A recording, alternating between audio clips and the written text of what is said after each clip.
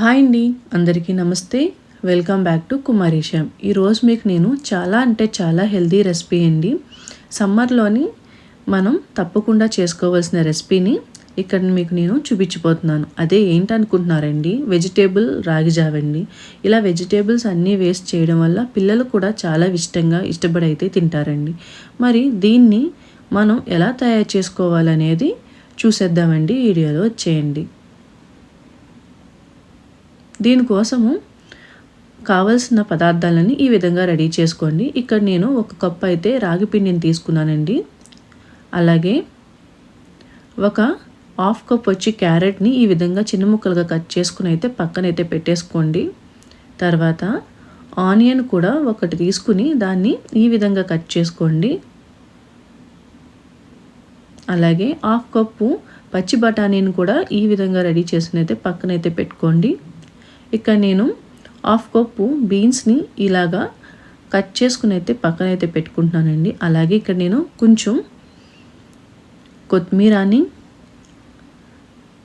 అలాగే 2 table spoon cabbage తురుముని, అలాగే 5 గార్లిక్ని ఈ విధంగా కట్ చేసుకున్నానండి. అలాగే పచ్చిమిర్చిని 2 టేబుల్ స్పూన్ స్వీట్ కార్న్ని, అలాగే 1/2 లెమన్ని తీసుకుని ఈ విధంగా అయితే పక్కనైతే పెట్టేసుకోండి.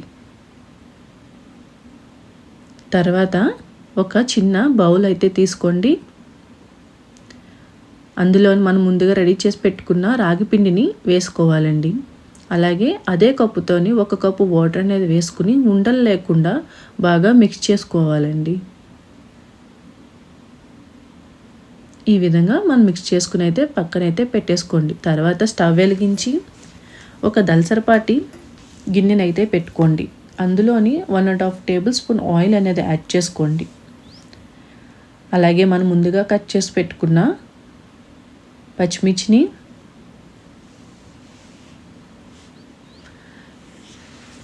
వెల్లుల్లిపాయని ముక్కల్ని ఈ విధంగా వేసుకుని లైట్గా ఒక 2 మినిట్స్ ఫ్రై చేసుకోండి. ఇవి కొంచెం ఫ్రై అయ్యాక మనం ముందుగా కట్ చేసుకున్న ఉల్లిపాయ ముక్కల్ని కూడా వేసేసుకోండి. వేసేసుకున్నాక వీటిని ఒక 2 మినిట్స్ ఫ్రై చేయండి. ఆనియన్ అనేది ఫుల్గా అయితే ఫ్రై అవనవసరం లేదండి, జస్ట్ కుక్ అయితే సరిపోతుంది. అలాగే ఇందులోని 2 దాల్చిన చెక్క ముక్కల్ని వేసుకోండి.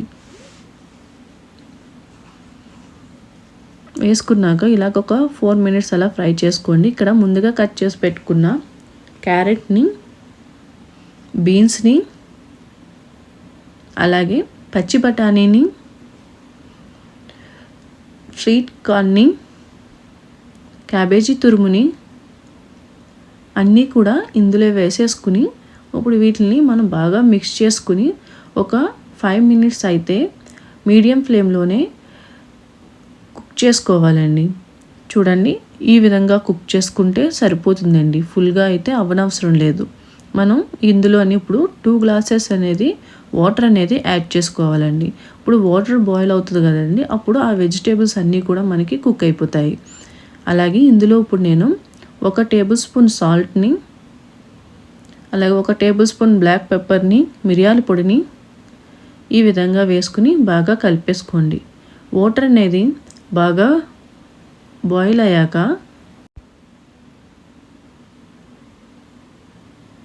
చూసారండి, ఈ విధంగా అయితే బాయిల్ అవ్వాలండి వాటర్ అనేది. ఇప్పుడు మనం ఫ్లేమ్ని లో ఫ్లేమ్లో పెట్టుకోవాలండి. పెట్టుకుని మనం ముందుగా కలిపెట్టుకున్నాం కదండి రాగి పిండిని, దాన్ని ఈ విధంగా వీడియోలో చూపించిన విధంగా స్లోగా ఒక చేత్తో తిప్పుతూ ఒక చేత్తో స్లోగా వేసుకుంటూ బాగా కలుపుకోవాలండి. ఇలా కలుపుకోవడం అనేది ద్వారా మనకి ఉండలు అనేవి పట్టకుండా మంచిగా అయితే వస్తుందండి. తర్వాత ఇక్కడ నేను కొత్తిమీరని కూడా వేసుకుని ఒక 2 to 3 మినిట్స్ దీన్ని ఉడకనివ్వండి. ఉడికాక ఇందులోని 1/2 లెమన్ కూడా వేసేసుకోండి. వేసేసుకున్నాక దీన్ని బాగా మిక్స్ అయితే చేసుకోండి.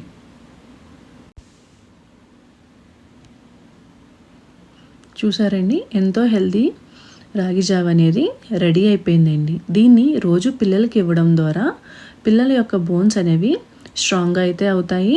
అలాగే ఇది పెద్దలకు కూడా చాలా హెల్తీ అండి. దీన్ని సమ్మర్లో తీసుకోవడం ద్వారా మన బాడీని ఎప్పుడు చల్లగా అయితే ఉంచుతుంది. అలాగే మన బాడీకి కావాల్సిన వాటర్ అనేది అందిస్తూ ఉంటుందండి. అలాగే ఇది ఈజీగా కూడా డైజెస్ట్ అవుతుంది. మరి ఈ వీడియో మీకు నేను నచ్చిందనే అనుకుంటున్నానండి. నచ్చితే కనుక షేర్ చేయండి, లైక్ చేయండి, సబ్స్క్రైబ్ చేయండి. థ్యాంక్ యూ ఫర్ వాచింగ్ అండి.